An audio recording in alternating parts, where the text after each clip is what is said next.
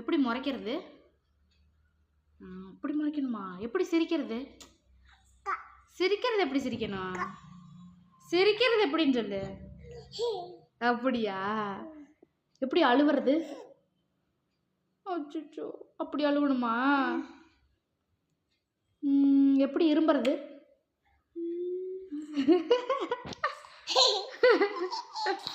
கண்ணு எங்க இருக்குது? கண்ணு, மூக்கு, வாய், வாய் எங்க? வாய், வாய், வாய் எங்க?